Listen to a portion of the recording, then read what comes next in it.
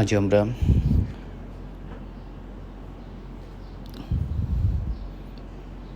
ভূমি মন্ত্রণালয়ের একটি গুরুত্বপূর্ণ অ্যাপস নিয়ে আলোচনা করব। এটি মূলত পাইলট প্রজেক্ট হিসেবে শুরু হয়েছিল। ভূমি মন্ত্রণালয়ের পুরাতন ওয়েবসাইট www.minland.gov.bd এই ওয়েবসাইটে গেলে আমরা অ্যাপসটি পাব। অ্যাপসটি হচ্ছে স্মার্ট ভূমি নকশা। এটি যে কোনো স্মার্টফোনে ডাউনলোড করা যাবে। আমরা যদি এই অ্যাপসটি ডাউনলোড করি সেক্ষেত্রে আমরা অ্যাপসটির মাধ্যমে আমারটা ইতিমধ্যে ডাউনলোড করা আছে আমার মোবাইলে, আমি ওপেন করে আপনাদেরকে দেখাচ্ছি। এই অ্যাপসের মাধ্যমে আমরা চট্টগ্রাম বিভাগের তথ্য আপাতত পাব।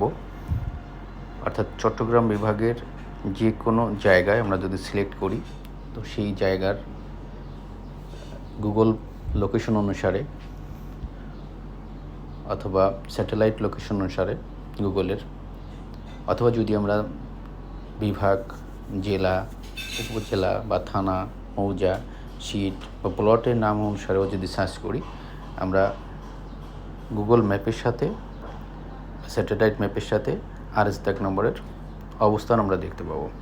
আসুন আমরা একটু চেষ্টা করে দেখি। আমরা বিভাগের জায়গায় এখানে ক্লিক করি। এক্ষেত্রে শুধুমাত্র চট্টগ্রাম বিভাগকেই দেখাচ্ছে, কারণ এই প্রজেক্টটা এখনও শেষ হয়নি। আমরা চট্টগ্রাম বিভাগকে সিলেক্ট করলাম।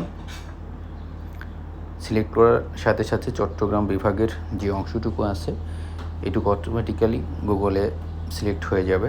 আমরা জেলা নির্বাচন করব। এখন জেলা হিসেবে এখানে আমরা যদি ব্রাহ্মণবাড়িয়া জেলাকে সিলেক্ট করি, ব্রাহ্মণবাড়িয়া জেলা এখানে প্রদর্শিত হবে। ব্রাহ্মণবাড়িয়া জেলার যে সকল উপজেলা আছে আমরা চাইলে সেই উপজেলা সিলেক্ট করতে পারি।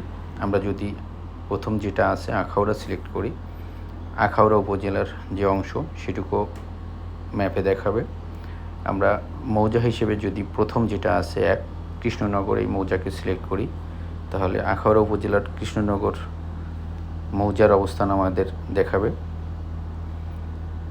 তারপরে আমরা যে এই মৌজায় যে সিট আছে সেই সিট যদি সিলেক্ট করি, আমরা প্রথম সিটটা সিলেক্ট করি।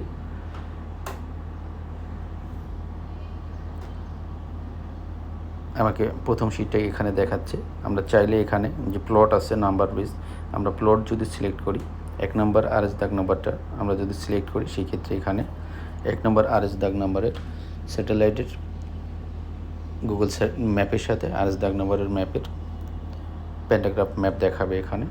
আমরা এটাকে চাইলে এর লেয়ার চেঞ্জ করতে পারি। ধন্যবাদ। আরেকটু বিষয়,